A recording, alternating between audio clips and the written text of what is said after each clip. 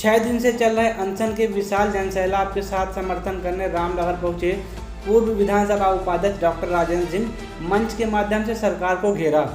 गौरतलब हो कि मतदाता सूची में गलत तरीके से नाम जोड़ने व डबल नाम होने के चलते 11 मार्च से ग्रामीण अनशन पर बैठे हैं, जिसके समर्थन में कल मध्य प्रदेश कांग्रेस कमेटी के प्रदेश सचिव विक्रमादित्य सिंह भी शामिल हुए थे।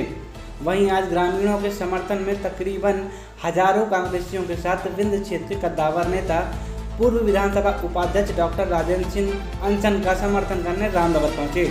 पूर्व विधानसभा उपाध्यक्ष ने मीडिया से चर्चा करते हुए कहा कि नगरीय निकाय चुनाव में जुड़ने वाले नामों की सूची को मनमाने तरीके से जोड़ा जा रहा है, जिसकी सुनवाई करने वाला कोई नहीं है।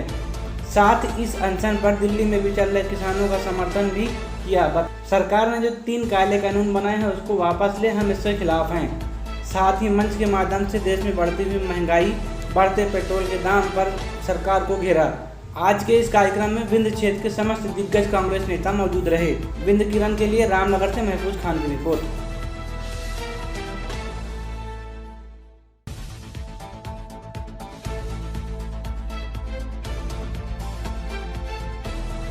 ये दरअसल नगर परिषद के चुनाव हेतु जो मतदाता सूची तैयार की जा रही है, इसी के संदर्भ में किस वार्ड में उनका मकान है नहीं है, इसी संबंध में विवाद था। तो तहसीलदार साहब के पास जो भी उपलब्ध अभिलेख थे और साक्ष्य थे, उसके आधार पर उन्होंने अपना निर्णय लिया और उस निर्णय से व्यथित होकर उन्होंने मेरे यहाँ अपील भी की। अपील चूँकि अर्ध न्यायिक प्रक्रिया है, मैंने भी स्वतंत्र रूप से अपीलार्थी की बातों को गौर किया मैंने और फिर उसकी जांच भी करवाई। और जांच में मैंने पाया कि तहसीलदार ने जो रजिस्ट्रीकरण अधिकारी हैं, जो उन्होंने निर्णय लिया था वो ठीक था, वो निरस्त योग्य नहीं था, इसलिए रजिस्ट्रीकरण अधिकारी के आदेश को उन्होंने स्थगित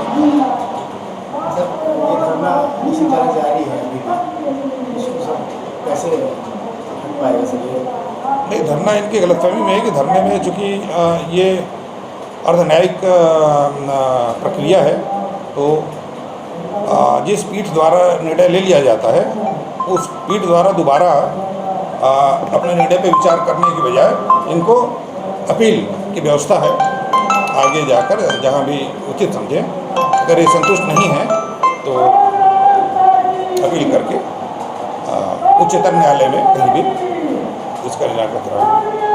ये आज धरना प्रदर्शन किया गया, क्या मांगे हैं कार्यकर्ताओं की? आप भी आए, कई नेता हैं।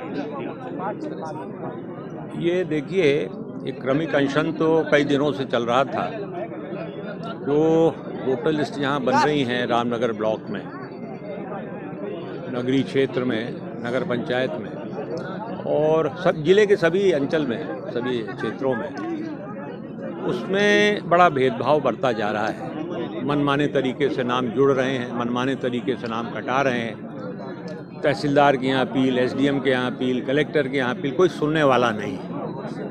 वो जो तानाशाही की आहट दिल्ली से चल रही है भोपाल तक, भोपाल से हर जिलों में, और सब अधिकारियों के दिमाग में भी यही बात आ गई है तानाशाही की। तानाशाही करना है, जो हम कहें वही सही, बाकी सब गलत। तो एक तो ये धरना चल ही रहा था। फिर ये हुआ कि इसमें चूँकि किसान की एक ज्वलंत समस्या है, किसानों की देश की, तो हम लोग भी उनके पक्ष में कार्यक्रम करें और किसानों की जो वाजिब मांगें हैं, वो मांगें उनकी 2 हैं सबसे महत्वपूर्ण। एक तो है तीनों कानून, जो काले कानून बने हैं।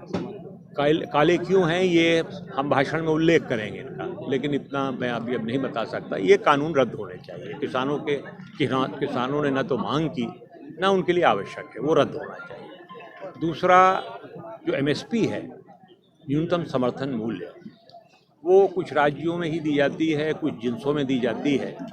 किसान की अगर बेहतरी वास्तव में केंद्र की मोदी की सरकार चाहती है, राज्य की शिवराज सरकार चाहती है, तो हर जिन्स पर किसानों को समर्थन मूल्य मिले, और उसके लिए सिर्फ घोषणा नहीं, कार्यपालिक निर्देश नहीं, इसके लिए कानून बनना चाहिए। तो ये एक बहुत बड़ा ज्वलंत मुद्दा है। तीसरा, जो भ्रष्टाचार का ताना बाना बन गया है पूरे देश में, और उससे जनता करा रही है। कानून व्यवस्था की स्थिति बहुत ज़्यादा ख़राब है और महंगाई एक अंत में जो बहुत महत्वपूर्ण मुद्दा है वो महंगाई का है।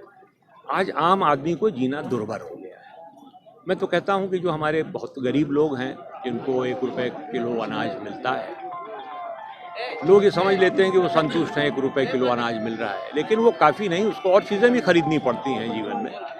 तो सारी महंगी हो चुकी हैं। सरसों का तेल आपका 90 रुपये से 160 रुपये हो गया है, मतलब दुगने कीमत पर पहुंच रही हैं चीज़ें। डीजल पेट्रोल को देखिए, आग लगी हुई है। क्या कभी किसी ने सोचा था कि पेट्रोल सैकड़ा मार जाएगा? तो सैकड़ा मार गया पेट्रोल। डीजल भी पीछे पीछे चल रहा है। मोदी जी की से चिंता नहीं है, वो तो आत्ममुग्ध हैं और वो सोचते हैं सब पूरा उनके नियंत्रण में है और जो वो कहते हैं वही सही। मतलब मोदी जी जो कहें, शाह जी जो कहें वो सही, खाता ना भाई, जो ये दोनों कहें वही सही। तो इस तरह से देश के हालात हैं। तो इन सब मुद्दों को उजागर करने के लिए हम लोगों ने आज का आंदोलन सर, रखा कितने है। दिनों से ये आंदोलन चल रहा है? ये इनका तो वोटर लिस्ट, इसमें जो गड़बड़ियां हैं मतदाता सूची में, उनको लेकर चल रहा था पिछले 5-7 दिनों से, लेकिन आज अंतिम दिन है और इन मुद्दों के साथ इसका सब जिले भर के नेता आए हुए हैं और बहुत से लोग अभी आने वाले हैं। तंबू हमारा छोटा पड़ गया है जितनी संख्या है। तो ये तो चल रहा था अनवरत, लेकिन आज इसको समाप्त क्या करेंगे। लगता है इस अनशन के बाद इसमें कोई सुधार हो पाएगा? अब अगर सही सोचने वाले लोग हैं और प्रजातांत्रिक मूल्यों में विश्वास करते हैं और संविधान में अगर विश्वास करते हैं तो उनको सोचना चाहिए, गंभीरता से सोचना चाहिए। अगर असंवैधानिक रवैया अफसरों ने अपना लिया है, नियम कानून की उनको परवाह नहीं, उनकी सेवा सिर्फ भारतीय जनता पार्टी के नेताओं की करनी है, तब फिर तो दूसरी बात है, क्या कहा जा सकता है।